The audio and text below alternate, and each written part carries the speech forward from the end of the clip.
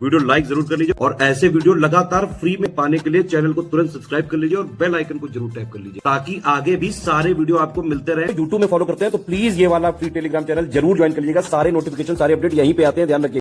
नमस्कार साथियों, स्वागत है ऑनलाइन एग्जाम प्रिपरेशन पर which is the part of study for civil services. दोस्तों, इस छोटी सी वीडियो में आज हम बात करेंगे अंतर्राष्ट्रीय सौर गठबंधन की, जिसको ISA कहा जाता है। और ये ये दुनिया का मतलब हमारे विश्व का एक मात्र अंतर्राष्ट्रीय संगठन है जिसका मुख्यालय हमारे भारत में, हेडक्वार्टर हमारे इंडिया में है। तो यहाँ पर अभी क्या है, ये चर्चा में रहा क्योंकि अर्मेनिया जो है 104वां पूर्ण सदस्य बन चुका है। पूर्ण सदस्य के रूप में इसको शामिल किया गया है इसी में, ISA में। तो आइए इसके बारे में कुछ इंपॉर्टेंट फैक्ट कवर करते हैं अगर एग्जाम में पूछा जाए तो ISA बहुत महत्वपूर्ण है, इसलिए इसको पढ़ना ही है। ISA इसका फुल फॉर्म हो जाएगा इंटरनेशनल सोलर अलायंस, अंतर्राष्ट्रीय सौर गठबंधन। इसकी संकल्पना नवंबर 2015 में पेरिस में जो कोप हुआ था 21, ठीक है, जलवायु सम्मेलन 2000 जो 21वां हुआ था 2015 में, नवंबर 2015 में, उसके दौरान इसकी संकल्पना की गई थी। 6 दिसंबर 2017 को 15 देशों के द्वारा ISA फ्रेमवर्क समझौते पर हस्ताक्षर किए गए और अनुमोदन के साथ ISA में ये संगठन का निर्माण हुआ। और इसका जो मुख्यालय है हमारे भारत के हरियाणा के गुरुग्राम में रखा गया, जिसको गुड़गांव भी कहते हैं। और ये ऐसा पहला संगठन है, पहला अंतर्राष्ट्रीय अंतर सरकारी संगठन बन गया जिसका मुख्यालय भारत में है।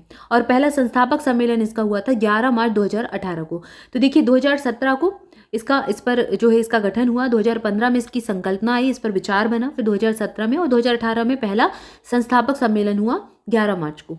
इसके बाद अभी चर्चा में रहा क्योंकि अर्मेनिया इसका अंतर्राष्ट्रीय सौर गठबंधन का 104वां पूर्ण सदस्य के रूप में शामिल हुआ है।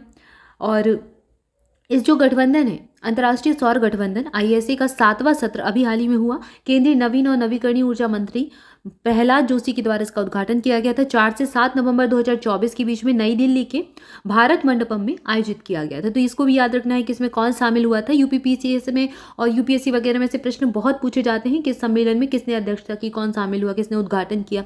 तो प्रहलाद जोशी याद रखें। इस सत्र में 2024 से 26 तक 2 साल की अवधि के लिए भारत को अध्यक्ष और फ्रांस को सह अध्यक्ष चुना गया है। तो ये भी बहुत महत्वपूर्ण तथ्य हो गया कि भारत अध्यक्ष रहेगा 2 साल के लिए 24 से 26, और सह अध्यक्ष कौन सा देश रहेगा, फ्रांस रहेगा। भारत के आशीष खन्ना 4 साल यानी 24 से लेकर 28 के कार्यकाल के लिए ISA के तीसरे महानिरीक्षक के रूप में चुने गए। तो ये भी बहुत इंपॉर्टेंट फैक्ट है, बिल्कुल याद कर लीजिए।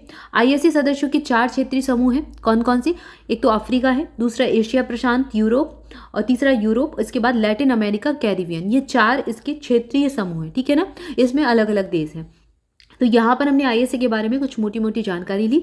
आई होप आपको जानकारी अच्छी लगी होगी। तो वीडियो को जल्दी से लाइक कर दें, चैनल को सब्सक्राइब भी कर लें ऐसी महत्वपूर्ण जानकारी के लिए, और जुड़े रहें चैनल के साथ। Thank you for watching this video. Thank you so much.